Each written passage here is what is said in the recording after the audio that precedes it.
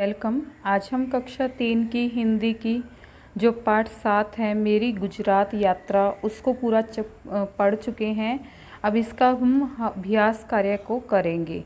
अभ्यास कार्य में हम क्वेश्चन नंबर 1 क्या था, क्वेश्चन नंबर 1 है आइए शब्दों के अर्थ को जाने, यानी कि जो इसमें जो डिफ़िकल्ट वर्ड आए हैं, कठिन शब्द आए हैं, उनके अर्थ को जानते हैं।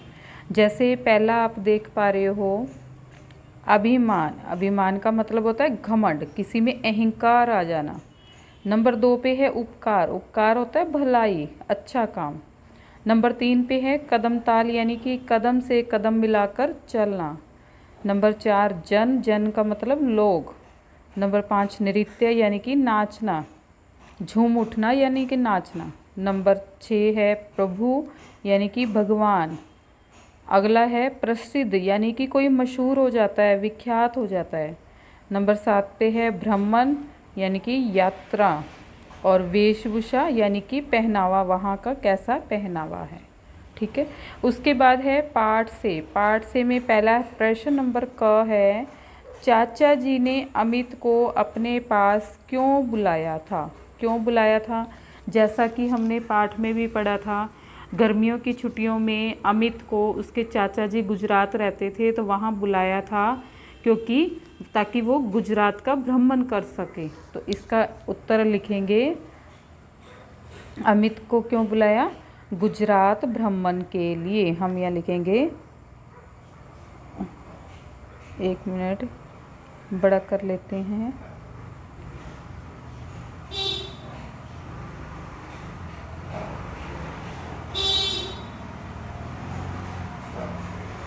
यहाँ लिखेंगे हम उत्तर। उत्तर लिख के यहाँ एरो डाल देंगे, गुजरात।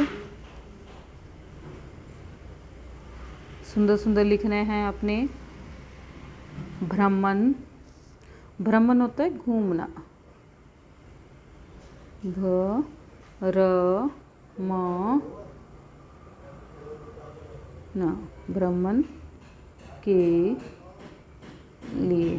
ठीक है, मैंने ये छोटा करके लिखा है, आप क्या कर सकते हो, इसको पूरा लिख सकते हो। जैसे मैं दिखाती हूँ, मैंने लिखा है गुजरात भ्रमण के लिए। आप लिखोगे चाचा जी ने अमित को गुजरात भ्रमण के लिए अपने पास बुलाया।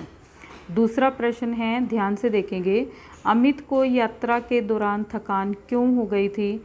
जैसे कि हमने पाठ में भी पढ़ा था, यहाँ पर आप देखेंगे, ये यहाँ देखना है,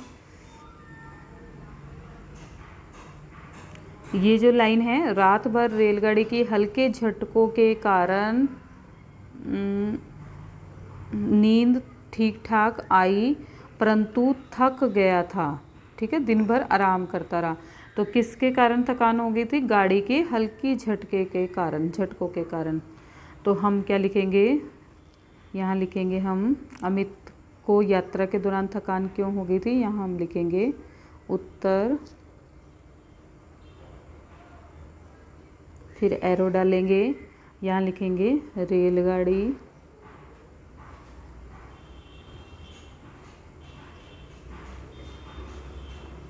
के हल्के फुल्के झटके थे ना, हल्के झटकों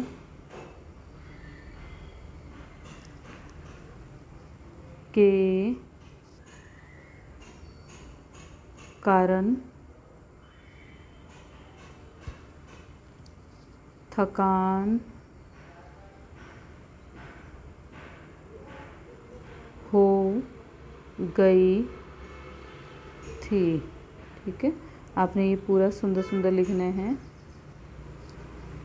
छोटा करके दिखाती हूँ, क्या लिखा है, रेलगाड़ी के हल्के झटकों के कारण थकान हो गई थी। ठीक है, आगे है, गांधी जी का प्रिय भजन कौन सा है, इसे किसने लिखा था। तो वो जो लाइन आई थी ना, वैष्णव जन ते तेने कहिए जे पीड़ पराई जाने रे, पर दुख उपकार करे तोए मन अभिमान न आने रे।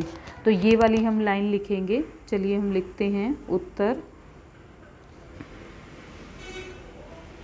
उत्तर। 2 लाइनें हैं ना इसका, तो हम लिखते हैं वैष्णव।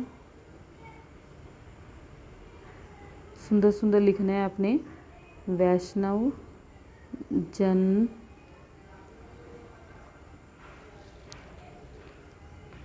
तो तेने कहिए कोमा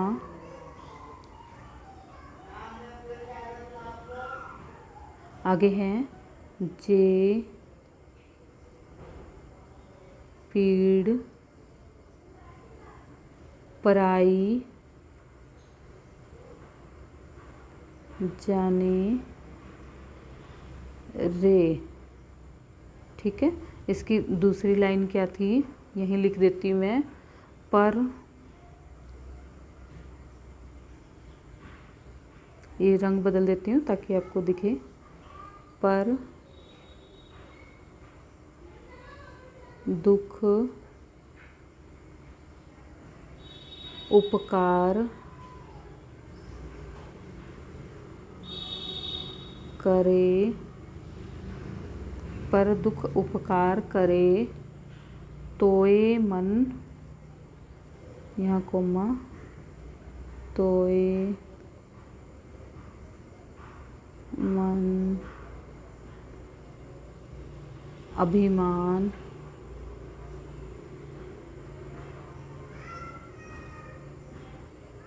अभिमान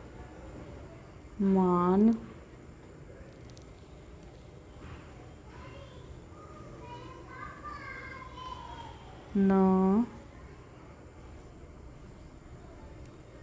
आने रे। ठीक है, ये 2 लाइनें थी, ये हो जाएगा, ये हो गया। और किसने लिखा है ये मैं यहाँ लिख देती हूँ, थोड़ा रंग बदल देती हूँ, ब्लैक ले लिया। नरसी मेहता ने। ठीक है, देखो अब ध्यान से देखना क्या लिखा मैंने। गांधी जी का प्रिय भजन कौन सा है? वैष्णव जन तो तेने कहिए जे पीड़ पराई जाने रे, पर दुख उपकार करे तोए मन अभिमान न आने रे। और ये किसने लिखा है? नरसिंह मेहता ने। आगे है कुछ गुजराती पोशाकों के नाम लिखे। तो हमने क्या क्या देखा, गुजराती पोशाकें कौन सी थी, यहाँ लिखेंगे उत्तर। कौन सी थी? धोती। और कौन सा आया था? साफा। और कौन सा आया था? पगड़ी, कोमा लगा देंगे हम, पगड़ी।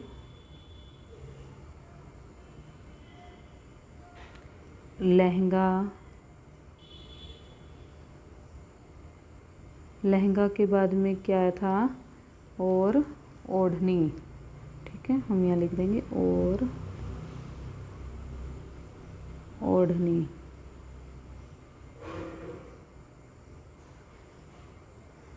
ये हो गया हमारा। उसके बाद है गुजरात जाने से पहले ही अमित को वहाँ के बारे में बहुत कुछ जानता था। कैसे? तो हमने ये देखा था कि अमित ने किताबों में बहुत खूब पढ़ा हुआ था और साथ ही उसके पिताजी ने भी उसे द्वारिका धाम के बारे में बता रखा था। तो हम लिखेंगे क्योंकि, यहाँ उत्तर करके लिख देंगे, थोड़ा रंग बदल देती हूँ मैं, उत्तर क्योंकि उसने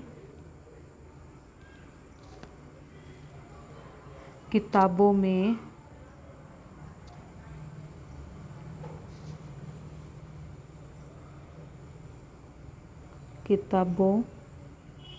से बहुत कुछ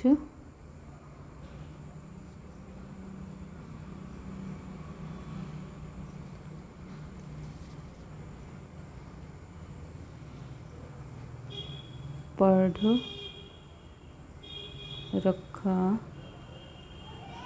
था। ठीक है, उसके बाद है आपकी बात। आपकी बात को आप ध्यान से देखोगे।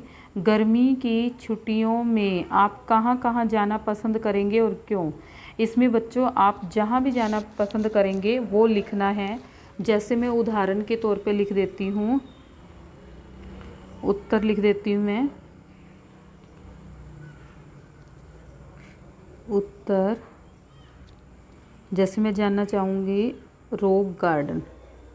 रॉक गार्डन जो कि चंडीगढ़ में है। रॉक गार्डन हो गया। क्यों, क्यों में मैं लिख दूँगी क्योंकि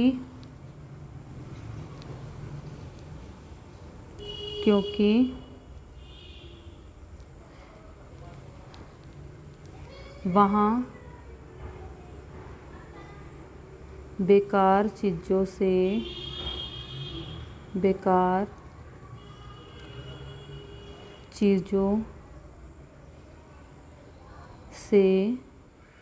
बहुत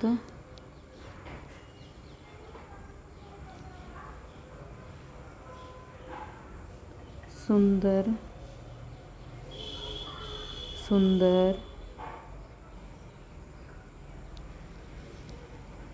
चीज़ें बनाई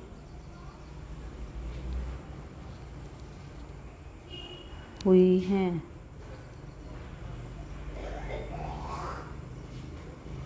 क्या है, हमने रॉक गार्डन में देखा है कि वहाँ पर टूटी हुई प्लेटों, चूड़ियों, जो भी बेकार सामान है, पत्थर, पाइपें, कुछ भी है ऐसी चीज़ें, उनसे बहुत सुंदर सुंदर चीज़ें बनाई हुई है या आकृतियाँ बनाई हुई है।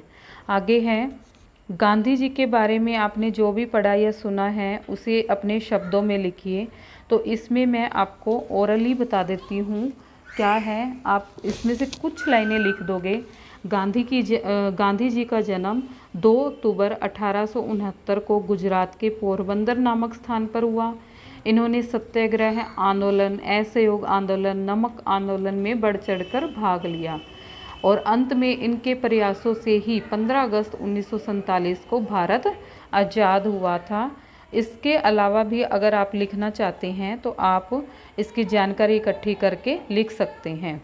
अगला ग प्रश्न है, यदि अमित की जगह आप होते तो गुजरात से आप अपने साथ क्या लेकर आते। तो मैं यहाँ पर क्या लिखूँगी, जैसे मैं यहाँ लिख देती हूँ उत्तर, तो हम क्या लेके आते, जैसे में कपड़े। और आप क्या लिख सकते हो, खाने पीने की चीज़ें, वो चीज़ें जो ख़राब नहीं होती है। ठीक है, जो भी आपको अच्छे लगे। आगे है, नीचे अमित के बारे में कुछ बातें लिखी हैं, कुछ बातें आप अपने बारे में लिखें। जैसे यहाँ देखोगे अमित के चाचा जी गुजरात में रहते हैं, तो यहाँ लिखा हुआ है आप। यहाँ लिखा हुआ है आप। आपके चाचा जी कहाँ रहते हैं, जैसे आपके चाचा जी जहाँ भी रहते हैं आप उसको लिख सकते हो। मैं यहाँ लिख देती हूँ मेरे चाचा जी जैसे पंजाब में रहते हैं, तो मैं यहाँ लिख देती हूँ पंजाब। जैसे मैं यहाँ लिख रही हूँ मेरे चाचा जी पंजाब में रहते हैं, तो मैं लिख देती हूँ पंजाब। पंजाब, ठीक है। उसके बाद आगे क्या है, उसको घूमने फिरने का शौक़ है, किसको, अमित को। आपको क्या शौक़ है, जो शौक़ है वो लिख दोगे। जैसे खेलने का है, खेलने का, साइकिल चलाने का है, साइकिल का, खाने पीने का है तो खाने पीने का। जैसे मैं लिख दूँगी यहाँ पर ड्राइंग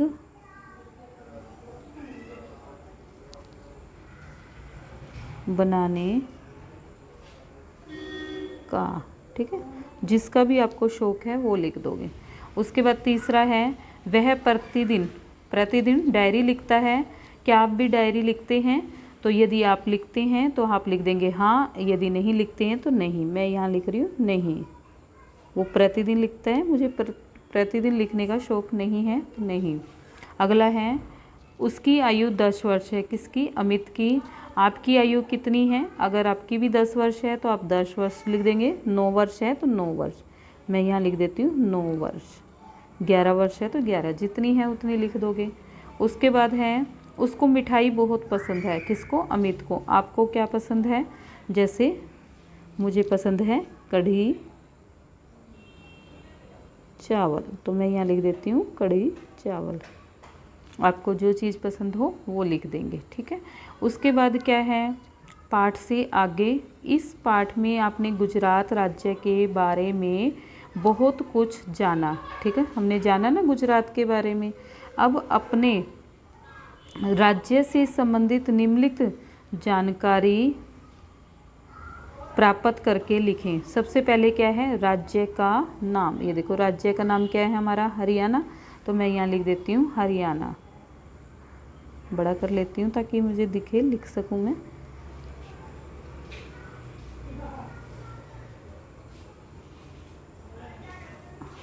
हरियाणा हो गया। उसके बाद दूसरा देखो, प्रसिद्ध स्थान। हरियाणा में जो प्रसिद्ध स्थान है उसके बारे में लिखेंगे। तो आपको क्या लगता है? यहाँ पर कुरुक्षेत्र का युद्ध हुआ था, तो यहाँ मैं लिख देती हूँ प्रसिद्ध स्थान कुरुक्षेत्र,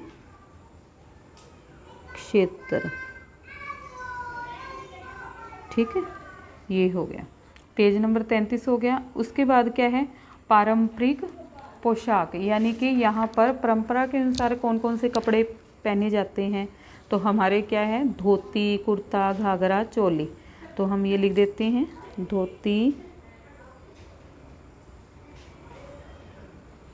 कोमा, धोती हो गया, कुर्ता। जेंट्स लोग ये पहनते हैं। औरतें क्या पहनती हैं? घाघरा,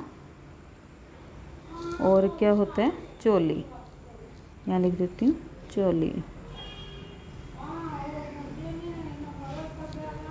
ये हो गया। उसके बाद है पारंपरिक नृत्य, यानी कि परंपरा के अनुसार कौन सा नृत्य चल रहा है यहाँ पर? झूमर। तो हम लिख देते हैं झूमर।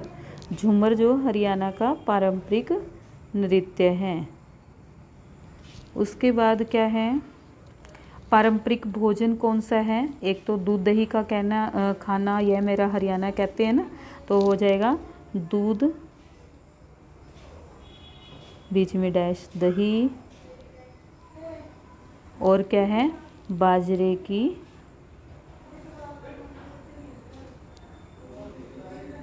खिचड़ी, ठीक है।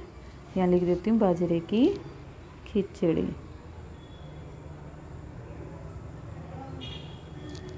थोड़ा छोटा करके दिखाती हूँ मैं। ये देखो क्या आ गया। राज्य का नाम क्या है हमारा? हरियाणा। ध्यान से देखेंगे, हरियाणा हो गया। प्रसिद्ध स्थान कुरुक्षेत्र। पारंपरिक पोशाक क्या हो गया? धोती, कुर्ता, घाघरा, चोली। पारंपरिक नृत्य क्या है? झूमर। पारंपरिक भोजन है दूध, दही, बाजरे की खिचड़ी। उसके बाद क्या है? ख पार्ट है इसका, ध्यान से देखेंगे। गरबा नृत्य गुजरात का प्रसिद्ध नृत्य है, यानी कि प्रसिद्ध नाच है। नीचे कुछ नृत्य दिए गए हैं, पता करें और लिखें। भांगड़ा, भांगड़ा कहाँ का है हमारे पास? तो हम ये क्या जानते हैं? ये पंजाब का है। हम लिख देंगे यहाँ पर पंजाब। उसके बाद है डांडिया। डांडिया कहाँ का है? गुजरात का। हम यहाँ लिख देते हैं गुजरात।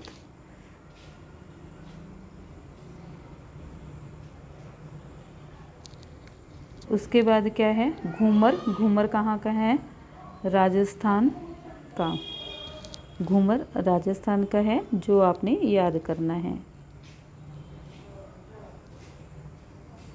ठीक है। और कथकली का है? केरल का। तो इसको हम लिख देंगे केरल।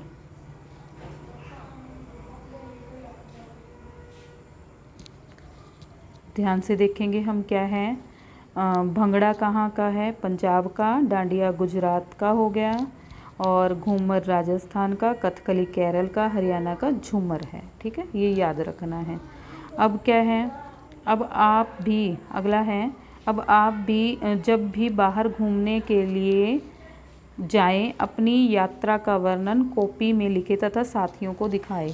क्या करना है? जब भी कहीं घूमने जाओगे तो उसको अपनी कॉपी पे लिखना है और सभी को दोस्तों को दिखाना है। अगला घ पार्ट है, वैष्णव जन तो तेने कहिए, जे पीड़ पराई जाने रे, पर दुख उपकार करे, तोये मन अभिमान न आने रे। यह गांधी जी के प्रिय भजन का एक अंश है। इस पूरे भजन को खोजकर कॉपी में लिखें। तो ये पूरा भजन लिखना है। अगर आप चाहोगे तो मैं आपको अलग से इसको कॉपी पर लिखवा दूंगी, ठीक है। उसके बाद क्या है, भाषा की बात है। अमित की आयु 10 वर्ष है। गोपाल उसका सहपाठी है। श्री कृष्ण को भी गोपाल कहा जाता है। गोपाल के अतिरिक्त श्री कृष्ण को कान्हा, माखन चोर, श्याम, वासुदेव, कन्हैया आदि भी कहा जाता है। इस प्रकार दिए गए शब्दों में के समान अर्थ वाले दो दो शब्द लिखने हैं, यानी कि जैसे कन्हैया को गोपाल, कान्हा, कृष्ण, माखन चोर कहते हैं ना, उसी तरह इनको और क्या कहते हैं वो लिखना है। सबसे पहले क्या है, सूरज। तो सूरज को हम और क्या कहते हैं, जैसे हम कहते हैं सूर्य, सूर्य भी कहते हैं। और क्या कहते हैं हम इसको, रवि, ठीक है। सूर्य हो गया, रवि हो गया, उसको दिनकर भी कहते हैं। अगला है चांद। चांद को हम और क्या कहते हैं, चंद्रमा। हम लिख देंगे चंद्रमा। और क्या कहते हैं इसको, शशि। हम यहाँ लिख देंगे शशि।